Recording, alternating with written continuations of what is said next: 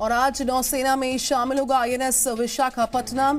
मुंबई में रक्षा मंत्री राजनाथ सिंह औपचारिक रूप से आईएनएस विशाखापट्टनम को नेवी को सौंपने जा रहे हैं। मुंबई के मझगांव डॉकयार्ड में बनाया गया आईएनएस विशाखापट्टनम 75% स्वदेशी उपकरणों से बना हुआ है। ये आईएनएस विशाखापट्टनम जो है उस पर बराक और सुपरसोनिक ब्रह्मोस मिसाइल की तैनाती है।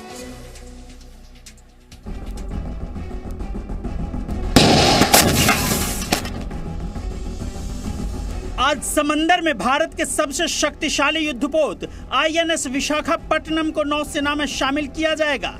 ये युद्धपोत आधुनिक जरूरतों को ध्यान में रखते हुए बनाया गया है। विशाखापट्टनम को मुंबई के मझगांव डॉकयार्ड में बनाया गया है। इस युद्धपोत की सबसे खास बात यह है कि 75% हिस्सा पूरी तरह से स्वदेशी है।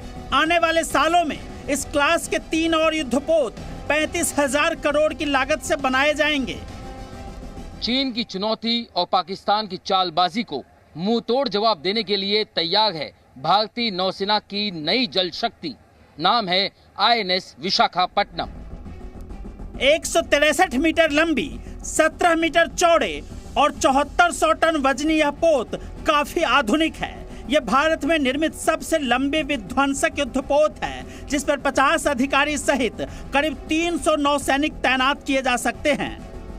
पिछले कुछ सालों में तरह तरह के परीक्षण से गुजरने के बाद देश के दुश्मनों का सबसे बड़ा विनाशक आईएनएस विशाखापट्टनम अब भारतीय नौसेना में शामिल हो चुका है। आखिर इसमें कौन से हथियार और क्या है इसकी खासियत, ये बताने के लिए मेरे साथ मौजूद हैं कमांडर मोदित सोनी। सर, मैं आपसे जानना चाहूँगा, अगर आप हमारे दर्शकों को खासियत बताएं कि आखिर कौन कौन से वो अत्याधुनिक हथियार हैं जिससे ये जो नई जल शक्ति है भारतीय नौसेना की वो अब लैस है, तैनात है। हर तरह के टारगेट को समुद्र में न्यूट्रलाइज कर सकता है, चाहे वो टारगेट सरफेस पे तैरता हुआ एक और जहाज़ हो, या वो हवा में कोई एयरक्राफ्ट हो, या वो सबमरीन हो, पनडुब्बी हो जो कि पानी की सतह के नीचे ऑपरेट कर रही हो। स्टार्ट में अगर देखेंगे जहाज़ के आगे की तरफ आपके पास गन्स हैं। We have a gun which is 76 mm gun. इसमें सरफेस टू सरफेस मिसाइल्स लगी हुई हैं, ब्रह्मोस। इसमें सरफेस टू एयर मिसाइल्स लगी हुई हैं, बराक। इसमें आयरन लॉन्चर्स हैं और टॉर्पेडो ट्यूब्स हैं जो कि पनडुब्बी को न्यूट्रलाइज कर सकती है। विशाखापट्टनम पर स्वदेशी एंटीशिप ब्रह्मोस मिसाइल तैयार की गई है। इस पर तैनात मिसाइल 70 किलोमीटर की दूरी से हवा में उड़ रहे दुश्मन के फाइटर जेट को भी बर्बाद कर सकती है। आईएनएस विशाखापट्टनम एटॉमिक, बायोलॉजिकल और केमिकल हमले के दौरान न सिर्फ अपना सीना चौड़ा करके खड़ा रह सकता है, बल्कि समंदर में 1 किलोमीटर की गहराई में सबमरीन में छिपे दुश्मनों की कब्र भी खोज सकता है। हिंद महासागर क्षेत्र में बदलते हालात को देखते हुए आईएनएस विशाखापट्टनम के आने से नौसेना सामरिक तौर पर काफी मजबूत हो जाएगी। हमारे गन्स, हमारे सेंसर्स, रेडार्स जो आपको ऊपर दिखते हैं, प्रोग्रेसिवली हमने इन सभी को प्रूव किया है।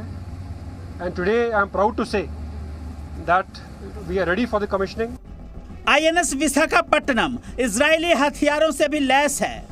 इस जंगी जहाज के सबसे ऊपरी हिस्से में लगा है इजराइल का बना हुआ multi function surveillance threat alert radar system यानी MF स्टार सिस्टम।